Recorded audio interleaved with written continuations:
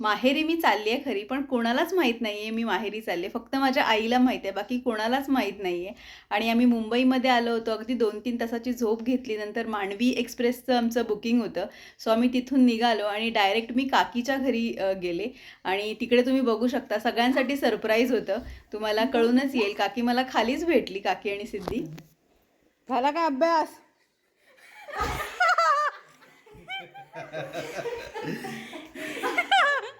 ही अशीच सगळ्यांची shocking reaction होती, जी माझ्या भावाची होती ती. ज्यावेळेला मी काकीला आणि सिद्धीला खाली भेटले, त्यांची पण सेम रिॲक्शन होती. आणि नंतर मग आम्ही काकीकडून तिकडून मग सगळेजण आम्ही निवळीत आलो आणि इकडे मग जेवणाची तयारी वगैरे चालू झाली. आणि खरं सांगू तर निवळीत माझं बिलकुल पण मी शूट नाही केलं, कारण इकडून तिकडे फिरणं, गप्पा मारणं, खाणं-पिणं, आईनं काय काय बनवलं होतं ते सगळं खाण्यातच वेळ निघून गेला. आणि मग दुसऱ्या दिवशी आम्ही तिथून मालगुणला जायला निघालो, म्हणजेच रत्नागिरी मालगुण. आणि तिथून आम्ही जाताना ना नेहमी आम्ही या स्पॉटला थांबतो. इथे भेळ म्हणा किंवा शहाळं म्हणा असं सगळं खाऊन घेतो. आणि मग त्याच्यानंतर आम्ही रत्नागिरीला पोहोचलो, म्हणजेच माझ्या सासरी. तिकडे पण पालखी वगैरे होती. आम्ही मालगुणला पण ओट्या वगैरे भरून आलो. निवळीत मी सकाळी जाऊन ओटी भरून आली. म्हणजे आज पूर्ण दिवस आमचा फुल बिझी गेला होता. छान आमच्या ओट्या वगैरे भरून झाल्या. आणि त्याच रात्री संध्याकाळी गाव पालखी असते. बरं, याच्या आधी मी गाव पालखी इथली म्हणजेच रत्नागिरीमधली नाचण्यातली मी गाव पालखी कधीच बघितली नव्हती.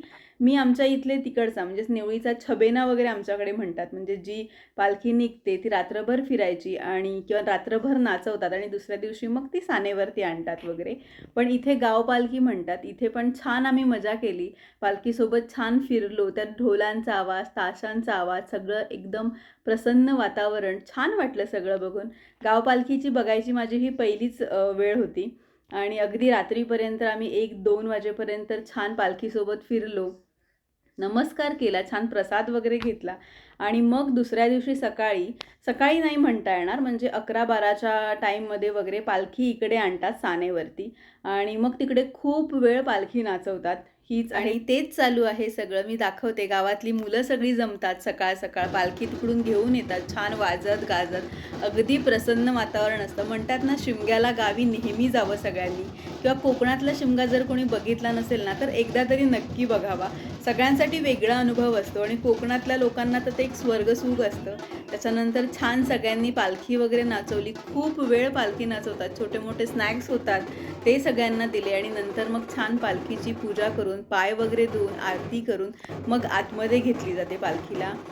आणि मग त्याच्यानंतर छान पूजा वगैरे व्यवस्थित होते. सगळेजण नमस्कार करतात. आणि तुम्हाला मी ढोल कसे वाजवतात हे मी एक शॉर्टमध्ये दाखवते. तुम्हाला कसं वाटलं मला नक्की सांगा.